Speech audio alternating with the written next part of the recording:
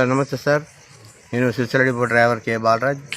Sir Srisailam నుండి morning 6 o'clock JBS service అది ఇలా ఇల్లంతా కుంటా ఇట్లా సర్వీస్ ఉంటుంది సార్. మనకు ఆ జేబీఎస్ పోయి రిటర్న్లా సార్ నాకు రాగా 11:04 సార్ 3:45 టైంలో పిఎం మన ఇక్కడ అది సార్ స్టేజ్ పేరు వల్లంపట్ల అవుతలే సార్.